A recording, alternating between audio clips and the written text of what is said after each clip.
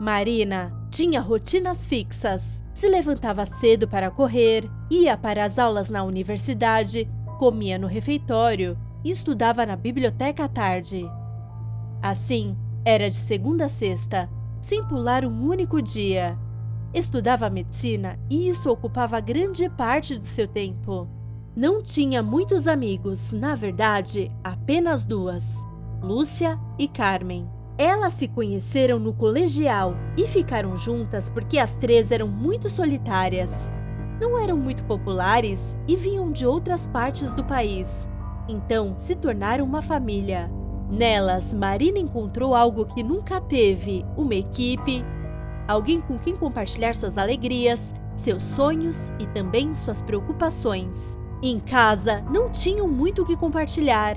Adorava sua mãe, mas sempre defendia seu pai. Ele era um senhor mais velho, viciado em bebida e com negócios bastante duvidosos. Ela já havia tentado se aproximar do pai em mais de uma ocasião, mas sempre acabava pedindo a ele que deixasse a vida ruim e que o enfrentaria novamente. Desde que começou a faculdade, não havia voltado para casa. Falava com sua mãe todos os dias no WhatsApp e faziam videochamadas uma vez por semana. Esse era todo o contato que tinha com sua família. Era filha única e seus avós já haviam falecido, então se sentia um pouco órfã. Ainda assim, na faculdade, havia conseguido esquecer esse sentimento. Tinha suas amigas, dividia um apartamento, estudava muito e nos fins de semana saía para festejar. Inclusive, havia tido um namorado, algo que ela sempre acreditou que nunca aconteceria. Estava feliz fora de casa, apesar do quanto sentia falta de sua mãe. Mas, uma tarde, tudo mudou. Estava a caminho da biblioteca com Lúcia. Carmen estava doente e tinha ficado em casa. As duas estavam andando com seu café com leite na mão, conversando sobre a tarefa que tinham que fazer naquela tarde, quando um carro parou bem ao lado delas. As janelas estavam completamente pretas e em pouco tempo começou a andar novamente. A princípio ficaram com muito medo, mas quando viram que foi embora, acharam que era apenas uma piada de mau gosto.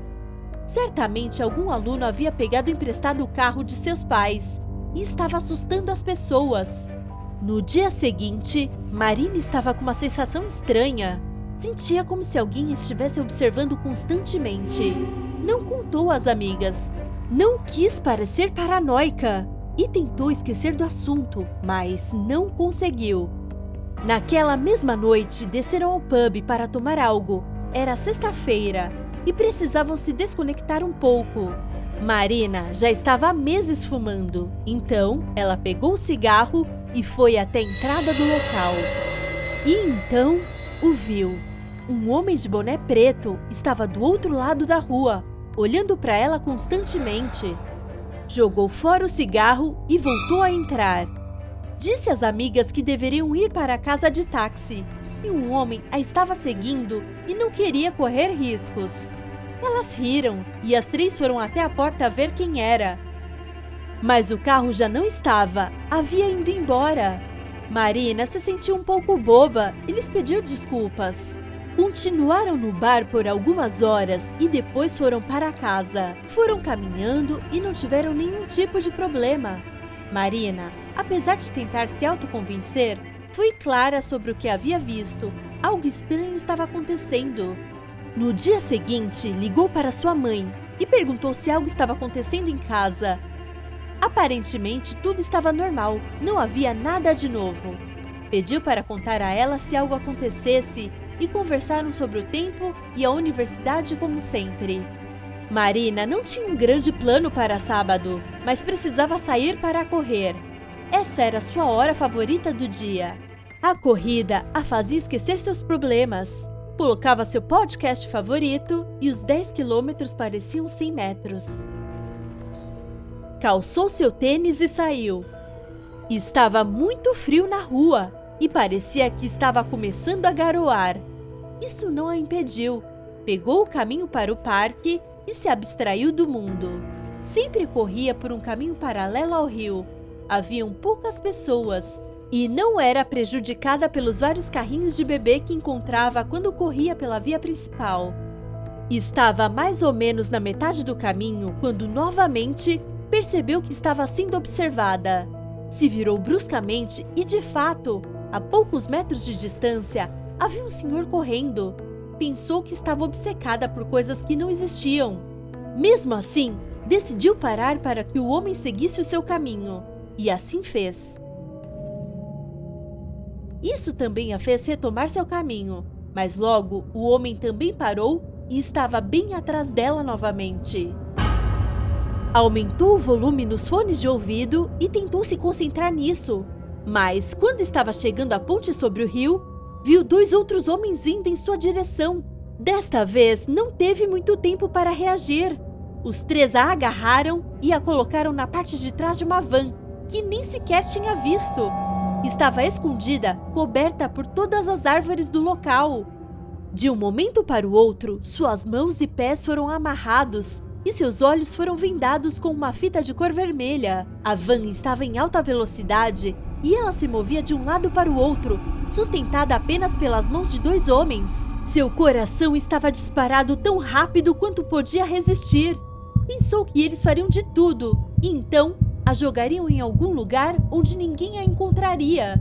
E pensou, por que ela? Porque agora ela havia encontrado um lugar onde era feliz.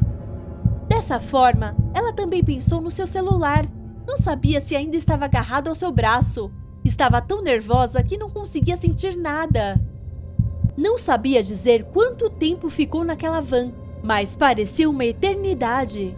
Quando parou, pensou que naquele momento o pior viria. Queria morrer. Só pensava que gostaria que eles lhe dessem uma morte rápida. A tiraram da van e sentiu seus pés pisando na grama. Estava em um jardim ou campo e cheirava a excremento de animais. Então, deduziu que se tratava de uma fazenda.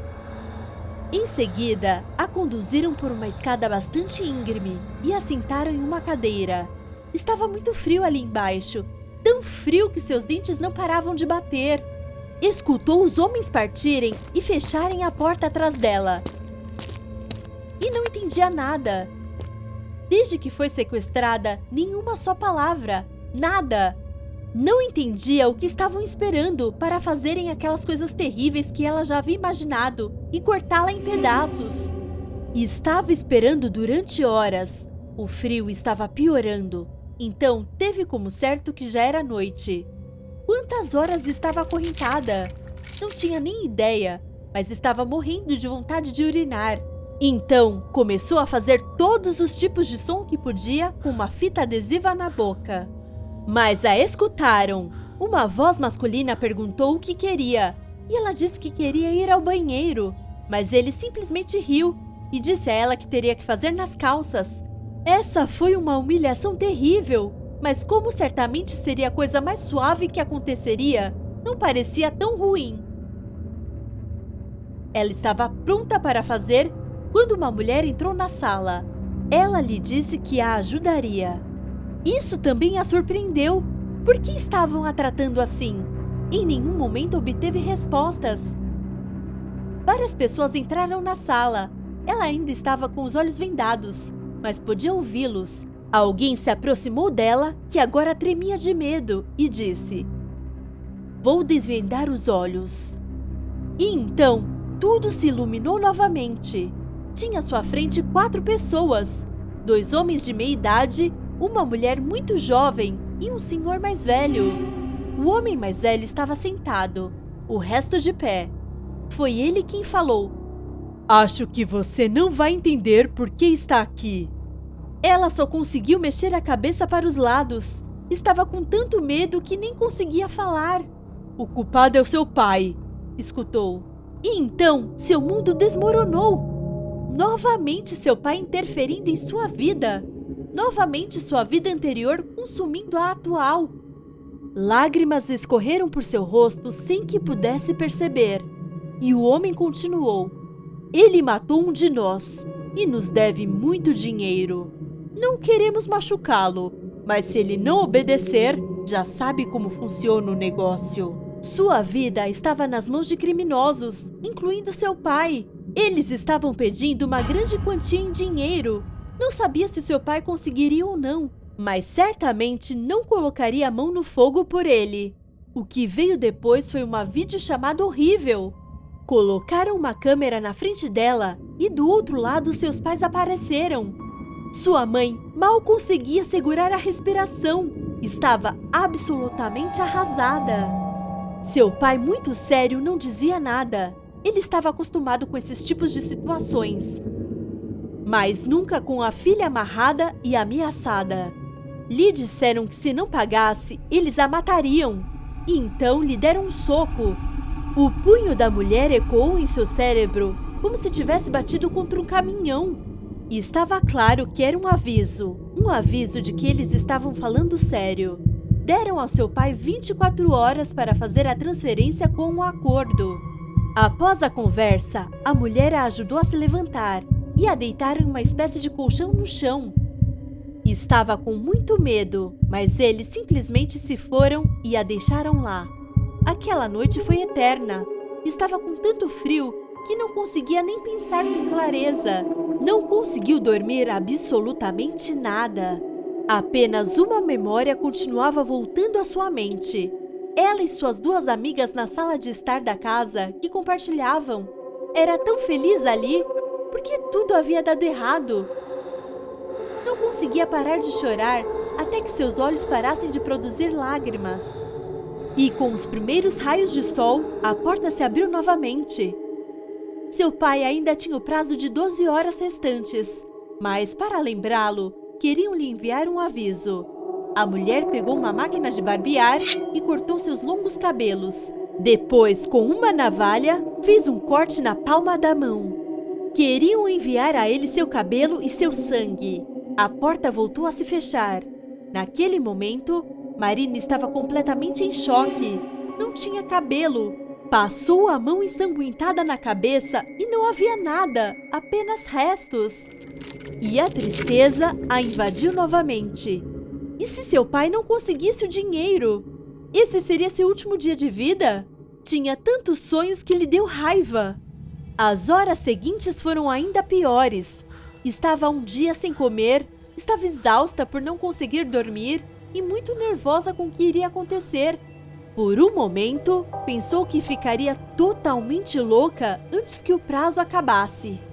Mas não foi assim. Quando a porta se abriu novamente, sabia que havia chegado a hora. As 4 pessoas da noite anterior voltariam a entrar. Desta vez não havia câmera. Isso a incomodou. Podiam ser notícias muito boas ou muito ruins. Olhou para eles e o mais velho falou novamente. Vamos receber uma visita. Seu pai vai trazer o dinheiro pessoalmente. Isso a surpreendeu muito. Seu pai sabia que se entrasse ali, não sairia nada bem. Eram seus inimigos. Por que iria? Logo tirou suas dúvidas. Um homem com uma enorme metralhadora abriu a porta novamente. E atrás dele, seu pai. Marina não ficou aliviada em vê-lo, mas sim com raiva. Ela o odiava por tudo que tinha feito sua mãe sofrer. E ela também. O homem mais velho voltou a falar e lhe pediu diretamente o dinheiro. Mas o pai de Marina estava nervoso, então disse: Não tenho o dinheiro. Marina quase desmaiou, era o seu fim. Seu pai continuou falando: Eu vim fazer uma troca. Vocês ficam comigo e libertam minha filha. O homem mais velho começou a rir. Uau, mas ele tem um coração, disse. E, de repente, começou a andar pelo lugar. Estava pensando. Foram minutos muito longos. Marina sabia que aquilo não poderia correr bem. Então o senhor disse: Tudo bem, vamos sair. Os deixarei ir, e enquanto estiverem indo embora, vou disparar minha arma. Em quem pegar, pegou. Essa foi a coisa mais cruel que alguém poderia ouvir, mas não tinham escolha. Saíram do lugar e ambos caminharam em direção da única saída visível. Marina mal conseguia andar, suas pernas tremiam como gelatina. E então, de um segundo para o outro, um disparo e seu pai caiu no chão. Não pôde deixar de olhar para ele e pensar que teve o que merecia. Foi a última vez que o viu.